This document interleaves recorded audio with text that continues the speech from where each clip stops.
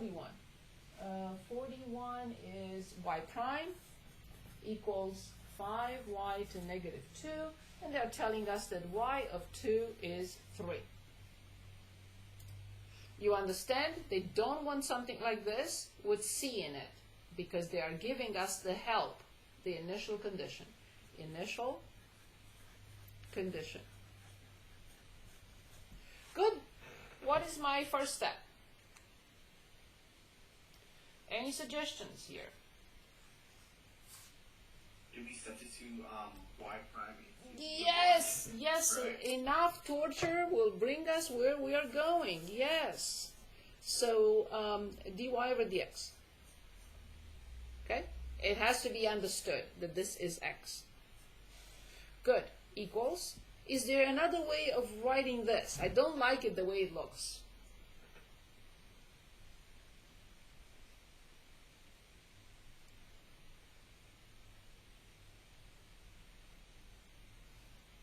Is there another way? Yes? We can write it as 1 over Yes. y, 5y over, sorry, freeze. 5 over y to the negative 2 power. But if it's negative 2 at the top, it cannot be negative 2. Yeah, awesome, 2 power. Good. Excellent. That's what we wanted. We don't want to work on this. We want to work on this. Now what do we do?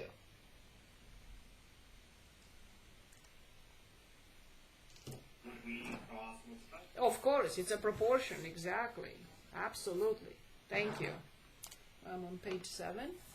So then I have y squared dy equals 5 dx. Yay! They are separated. Y alone. Everything with y is on one side. Everything with x is on the other. What would be the next step? What do we need to do now? Integrate. Integrate. That's it. Awesome. Good. The left-hand side.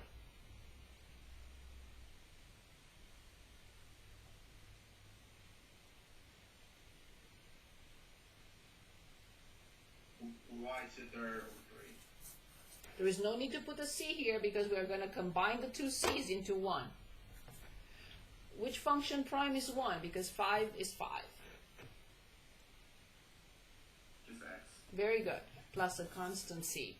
Great job. Now, we have y of 2 is 3. Okay? So we can put the a condition now, or solve for y and put it at the end. It doesn't matter. Let's go ahead and put it in now for this example. When x is 2, y is 3. So this is 27. 3 to the third. 27 divided by 3. That is 9. 5 times 2, because x is 2, is 10, plus c. So then c equals negative 1. I will replace c by negative 1. And then solve for y. One more time. When x is 2, 5 times 2 is 10, c is c. Y is 3. 3 to the third is 27. 27 divided by 3 is 9. So then c is negative 1. So then y to the third over 3 equals 5x minus 1. And now we continue solving for y. What is the next step? Just algebra. There is no calculus anymore. What do we need to do next to solve for y? First, we have to solve for y cubed. Multiply, right? You mean multiply. Sorry, multiply. Very good. Yes. Y to the third equals 15x minus 3. When I multiply the left-hand side, I get this. When I multiply this, I get this. When I multiply this, I get this. So final step, y. What is the final answer? Y is equal to 15x minus 3 to the 1/3 power. Very good. Awesome. That's it. And as you notice, it's a unique solution, just one, whose derivative is given to us in that form and which passes through the point 2, 3. Excellent. Very good pick. Any questions? Any questions? Do we need another example, or can we look at the word problem?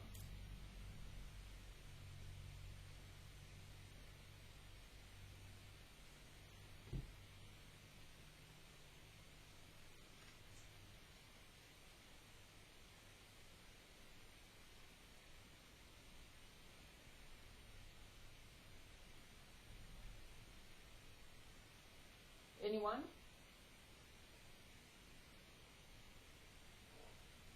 I'm okay with moving on to a word problem. Okay, perfect.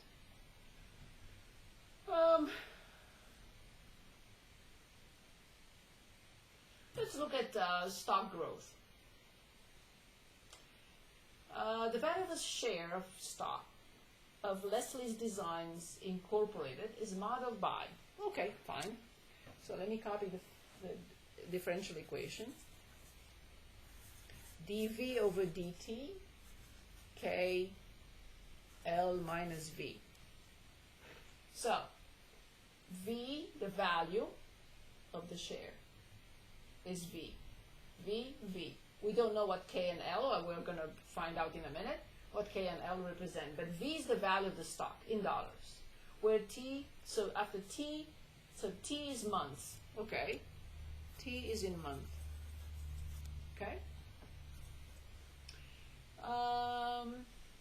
K is a constant.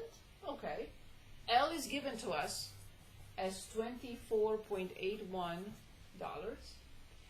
The limiting value of the stock, okay, so that's L. And we are told that V of 0 is 20. Why is this information given to us, you think? V of 0 is 20.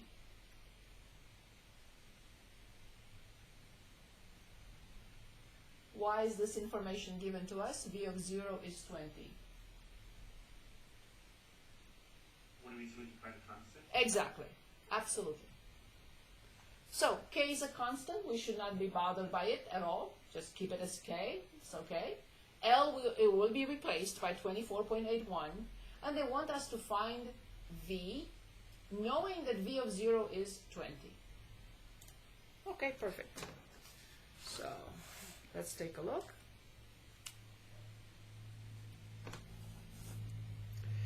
So I'm going to copy dv over dt equals k.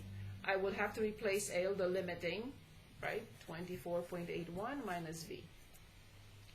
We are solving a differential equation. What will be the first step?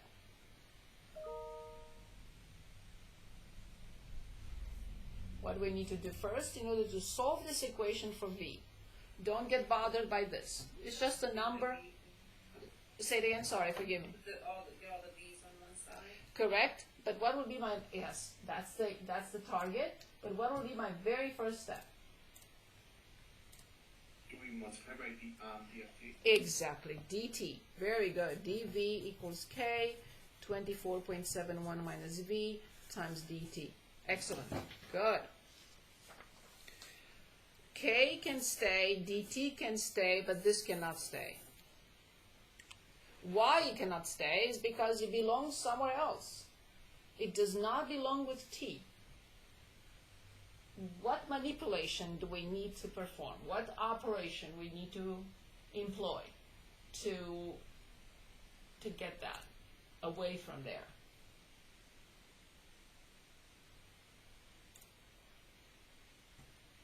Can we divide by? Absolutely. We have to divide by this. We divide by 24.81 minus v. Exactly. So now I have dv over 24.81 minus v. And I think I did not copy, it was v of 0 equals 20. Just to, oops, what happened? Where is my book? V of 0 is 20, yes. So, good. So the right-hand side equals k dt. Yay! All v is on one side, all t is on the other. Great job. What happens next?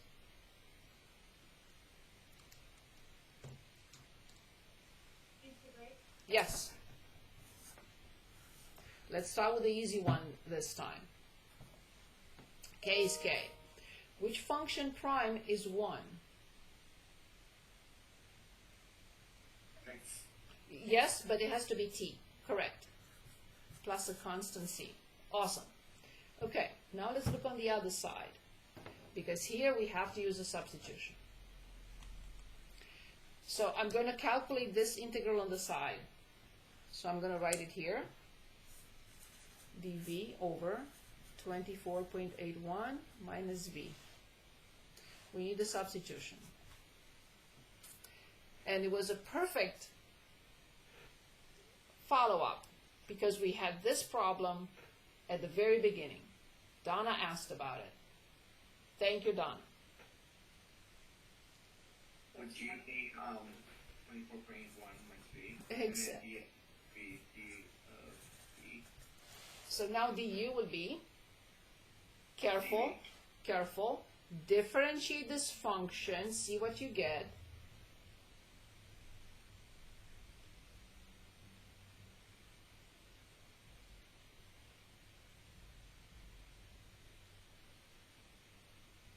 What do we get when we differentiate this function?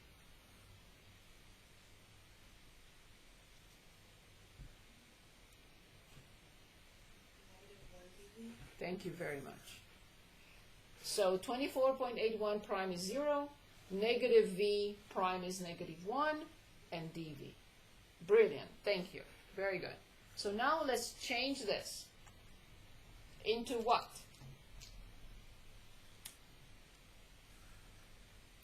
So remember du equals negative dv, so I have to multiply by negative 1 twice, because this is the du over.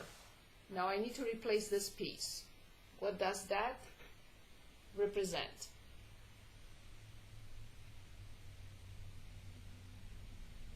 And you see it here. Yeah. Yes, exactly. Final step. Not really, because I have to go back. Which function prime is 1 over u? Natural log of absolute value of u. Right. I should write plus c, and I have to write it here because it's not in the context of the equation. But I will not write it when I copy it here, though. So I have to write negative natural log of the absolute value of u. But now I have to replace, because u, so the left-hand side is in terms of v, so I have to replace u by 24.81 minus v. So let's do that. So negative natural log of 24.81 minus v equals kt plus a constant c. So far so good. I have to use v of 0 equals 20. So when t equals 0, v equals 20. So when t is 0, this is gone. When v is 20, then I have negative natural log of 24.81 minus 20, which is 4.81. There is no need for the absolute value, equals c, which is fine. I just have to find it. And where is my calculator? Right here. What is natural log? Natural log of 4.81. Natural log of 4.81 is 1.57. So c equals negative 1.57. So therefore, go back to the equation. So negative natural log of the absolute value of 24.81 minus v equals kt minus 1.57. I'll multiply both sides by negative 1. Again, this is just algebra.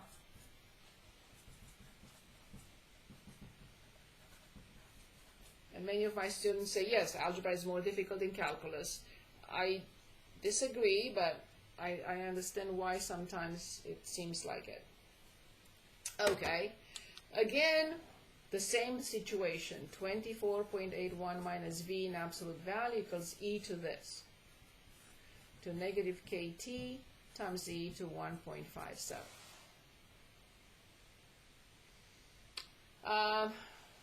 24.81 minus v equals plus or minus e to 1.57 times e to negative kt.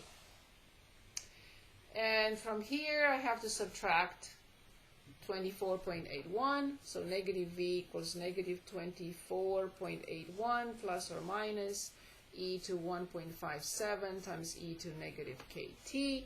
Yes, I have to multiply by negative 1, so 24.81 plus or minus e to 1.57 e to negative kt.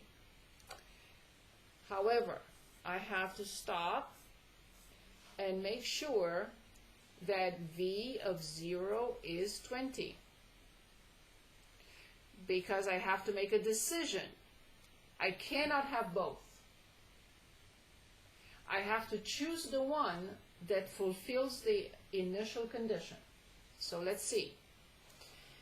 If I put in 0 here, then this is 1. And 24.81 minus this will be 20. So I cannot have positive. I can only have minus. Because if this is positive, 24.81 plus another positive number is not going to give us 20. So I have to choose based on the initial condition which of the plus or minus works. Which one works? Only the minus works, because otherwise I will not have this point anymore. So finally, as you see, that's why I consider this topic one of the most difficult in this class. So v equals 24.81, only minus e to 1.57 times e to negative kt. So I'll put here only minus, since v of 0 must equal 20.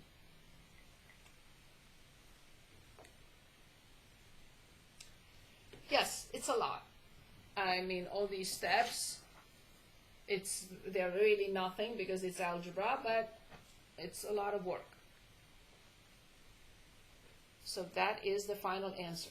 So that's the function called v, the value of the stock. Okay. So I just wanted to, I know I have only my phone tells me the correct time. Yes, I have 7 minutes. Awesome. I just want to introduce chapter 6 to you.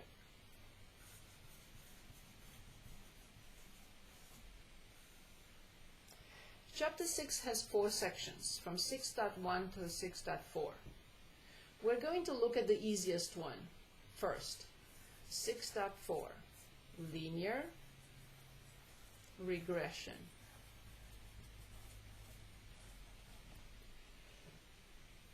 The rest, 6.1 through 6.3, we're going to accomplish them on Monday. So we can start reviewing for test 3. It's not going to take long. This is the shortest of all. What is a linear regression? Now let's suppose I measure each and every one of you, let's say the shoe size, and height. And let's say in centimeters. So let's say 30 centimeters and your height is 150. Let's say 25 and 130. The next person has 33 and 160. So each and every one of you has a point or is represented by a point. So some of you are here, another person here, another person here, another person here, another person here, another person here, and another person here. So let's say we have all of us 20, and this is the cloud. It's not called cloud, it's called a scattered plot. It's a scatter plot. So let's suppose I collected the information on each and every one of us. I plotted, let's say here I have the shoe size and here I have the height. I created the cloud or the scatter plot, and this is it. I would like to be able to predict. As you see, this kind of looks like it's linear. How will a cloud or a scatter plot that is not linear will look like? Something like this.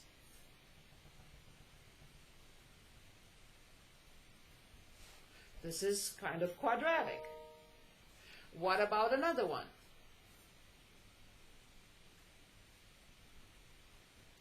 This kind of looks like exponential. But this kind of looks like linear. Like a linear model can fit through it.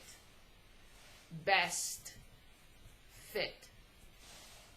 This one will not be a best fit because the error to the points is huge.